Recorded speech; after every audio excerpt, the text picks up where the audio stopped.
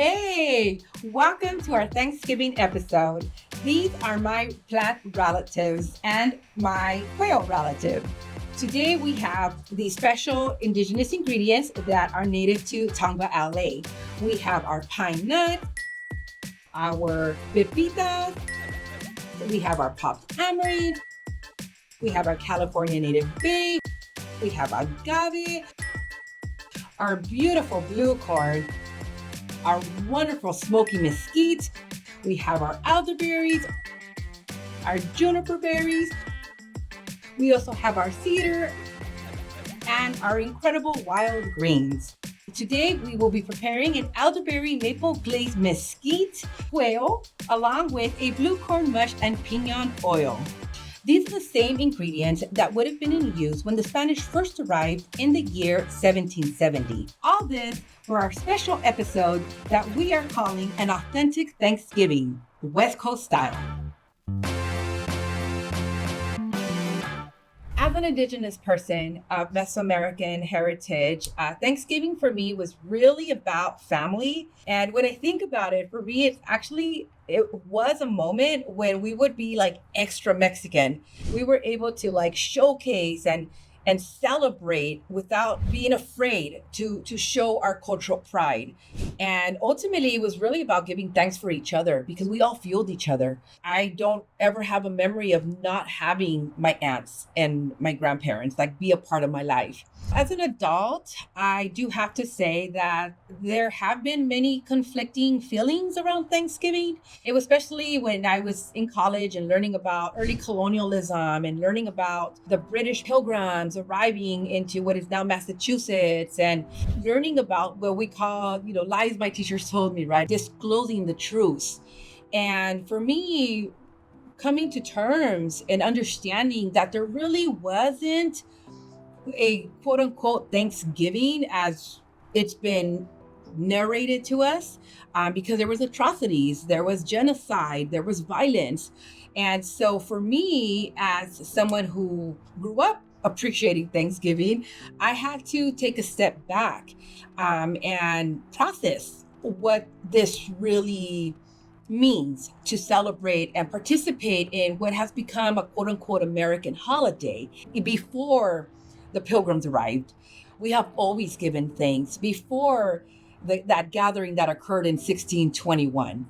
And what for me has also been empowering is also understanding that that was relevant to that place. It's not something that happened everywhere in the US. For example, here in LA, the Tongva people, they were thriving and moving between landscapes from the foothills to the ocean, to the valleys and to the prairies. There was always communion. And this is the way it's always been. As Indigenous people, we've always have given thanks. Thank you to Creator for providing us life. Thank you to the plant, our relatives, for feeding us and being present with us. And that is why today we are making and preparing a pre-colonial dish to really honor this sacred geography that we call LA. But ultimately, it's original instructions. And what the original instructions have provided for us is a way to be in relation, to honor the plants and animals in what we actually call ecological relationship, right? There was no such thing, and there was no belief that humans were more superior, that we were like the one almighty. That just was not even a conversation. We were all equal. There was equality, right? And so it was understood that with plants, when you forage or when you harvest or when you gather, you only take what you need and you leave for the next year, or you leave for the other animals, right? So it's a sharing. It's a constant state of sharing. And it's not just the sharing that occurs between human to human, but it's the sharing that occurs also between human and animal. And that was something that was just kind of understood. It was throughout all of the Americas, to be really honest with you. It just was.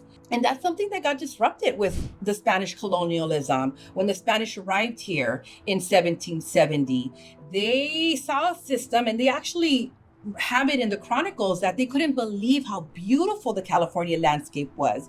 They even talk about it looking like this, just this exotic garden, well tended to. And, it didn't happen like that naturally. The native community members of this place, the Tongva, the original stewards, maintained because they were in relation with plants. And that was constant. And when the Spanish came, they disrupted that. So for this episode, we are calling this an authentic Thanksgiving. Nowadays, that can even be debatable. Some people like to refer to it as Thanks-taking, as in thanks for taking. Others refer to it as a day of mourning.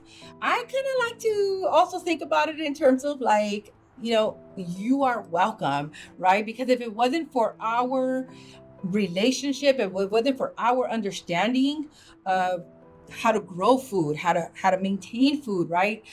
Those early pilgrims would not have survived if it wasn't for the Wapanang people, right? That helped them with their harvest. But for today, we will refer to this as a way of reclaiming Thanksgiving and indigenizing Thanksgiving. And in doing so, we are really talking about an authentic Thanksgiving. I'm going to go ahead and start our blue corn mush. And what I love about being outdoors is that I actually get to engage with all the elements, right? So I have earth, I have wind, I have water, I have fire, and fire is just the most important element of all. So this is what keeps it very sacred. Cooking in the kitchen is a very sacred process. It's a ceremony. This is why we say cooking is ceremony. I'm adding my water, and I love that sound. It's just the activation. Little sage flower in there, wanted to be a part of it. And what I'm going to do is I'm also going to add just one leaf of my California native bay. And so I'm going to add that in there. And so while I wait for it to boil, and actually I'm going to wait for the water to let me know it's ready, I do want to talk about the Spanish arrival. So a lot of folks don't really understand or know what that looked like when the Spanish arrived here in LA. It was gradual. It was really an encounter. It was an encounter between the Tongva and a few Spanish curious people, right? We sometimes refer to them as explorers. But really what was happening is that the Spanish decided to make their way up north because, again, they wanted to Christianize communities, and they decided to establish the mission system. So many of us have learned about the mission system, especially if you grew up here in LA or here in California. But one thing that many of us don't know is that mission system actually began at the very tip of the Baja Peninsula, right? So I'm talking about Baja California. And so all along the way, there's missions, so many, a lot more than what we have here. And as soon as they made their way into the Kumeyaay land, which is out in the San Diego area, folks here already had gotten word. And so we also here in LA, there was the Tongva explorers, the people that sort of kept everybody informed of what's going on. They began to scout, and scouting, sure enough, they came across the settlers. They were on horses, and there's curiosity between both. And unfortunately, the year that followed, which is in 1771, that is when more than just a few riders made their way into LA. They actually settled into the San Gabriel Valley and created what is known as the San Gabriel Mission. Now, it took some time, but again, because of disease and because of their violent ways, they really were not willing to share. They were not willing to live cooperatively with the Tongva.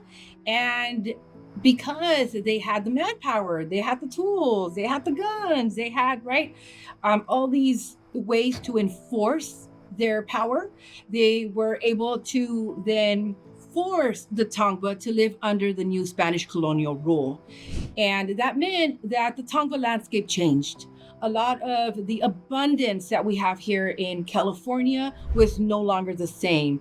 And it's so unfortunate because, again, going back to those chronicles, there is a write-up that talks about how the skies when the flocks of birds would make their way from one direction to another, that it would actually create this huge shadow, and that when you would look up, you couldn't even see the sky because it was that abundant with birds. And but that changed, right? A lot of the Spanish, they saw hunting as a sport. And also, too, right, what better way to colonize the people by not letting them have access to their food, not letting them have access to their land. And that's what they did. The Tongva people's foodways changed dramatically. And this happened because the Spanish, they had a different kind of diet. For one, they truly believed that a diet that was pretty animal based was a superior diet. It was the diet of the gods. So they introduced chicken, beef, and pork.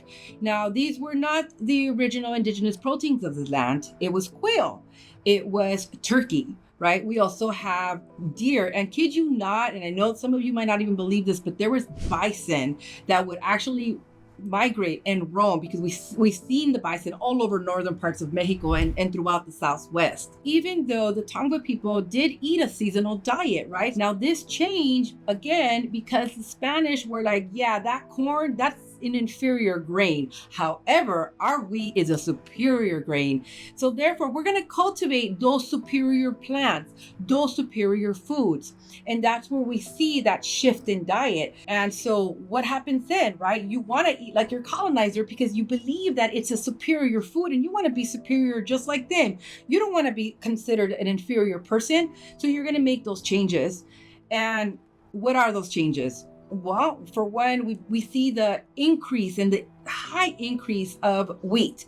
You might not believe this, but again, the flour tortilla, it's not a Mexican thing. Let's just be very clear there. It's actually a very Spanish colonial food. They figured, you know what? One way to transition these native peoples from eating their flat cakes or their corn cakes is to create something very similar, however, using this superior grain. And two, right, there was this need for sweets. Now, sweets in Europe was actually considered something that was used to treat diabetics. But again, right, the Spanish settlers are very far from their original homelands. They did not listen. They're like, you know what, that's wheat bread. We need more of that. So they began to also integrate a lot of sugar. And so with sugar, naturally comes the dairy. And so again, many of the indigenous peoples of this area consume these foods. It changes our biodome. It changes just everything that we know about ourselves, because food is identity. And so you could just imagine what that shift was, right? And it's violence. It really is, because now you are forcing a community to eat away from what they have eaten since time immemorial, getting away from the acorns, getting away from the piñons, no longer integrating juniper berries, and instead eating a colonial based diet.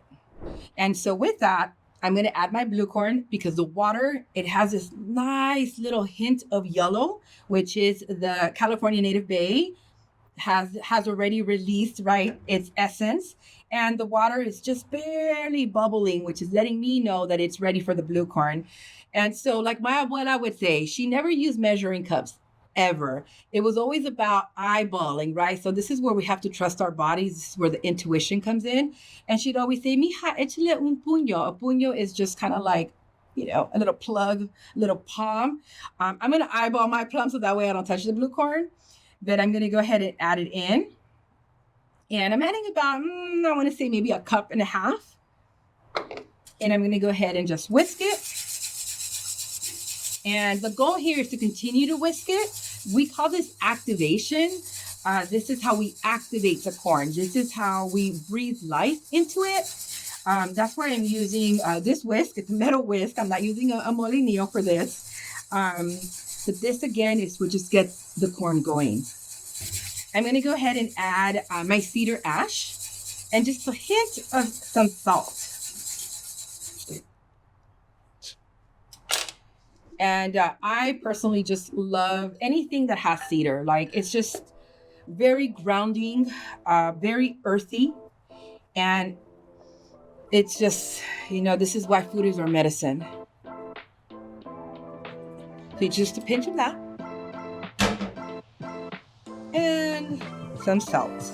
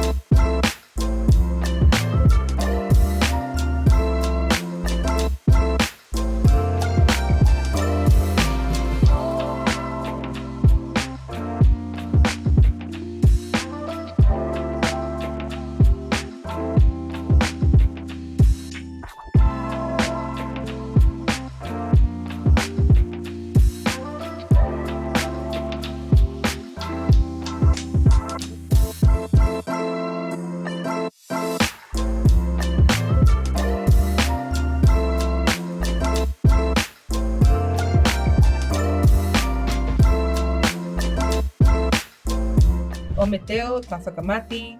I'm very grateful for the food we're about to consume. Thank you to all my relations. Aho. And you can enjoy this too. Look out for the recipe linked in the bio. And until then, see you next time on Taste Memory.